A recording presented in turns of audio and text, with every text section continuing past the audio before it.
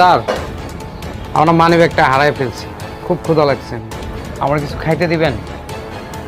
গেটে কোথাও লেখা আছে যেখানে মাগনা খাওয়ানো হয়? দেখছেন কোথাও? না স্যার, আমি তো বিপদে পড়ে গেছি, আমার প্রেশারটা লো হয়ে যাচ্ছে আস্তে আস্তে, আমি বাসায় যেতে পারবো না এই অবস্থা। বিপদে পড়ছি এখানে কেন?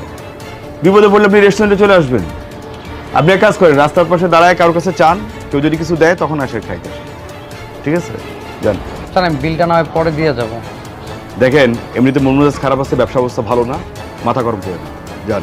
স্যার, একটু হেল্প করেন না, আমার খুব অসুস্থ লাগতেছে। আপনি তো আসলে একটা ফাউল লোক। এই আপনাকে আমি যেতে বলছি না? হ্যাঁ, আমাদের বিজনেস অবস্থা খুবই খারাপ, এখানে মাগনা খাওয়ানোর জন্য আমরা বসে নেই।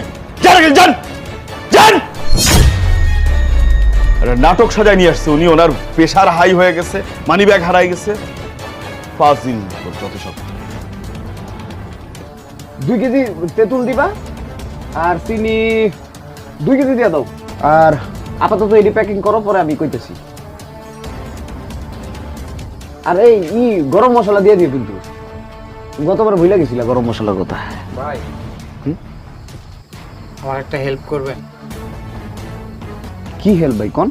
ভাই, আপনাকে এলাকায় আমি একটু বেড়াইতে আইছিলাম আমার এক বন্ধুর বাসায়, আয়সা খুব বিপদে পড়ে গেছিলাম।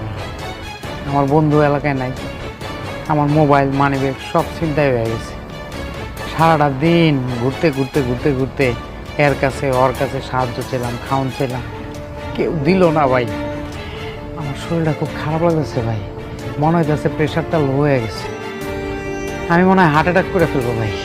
আসলে ভাই, আমিও না এই এলাকার না, এই যে পাশেই আমার ফুচকার দোকান।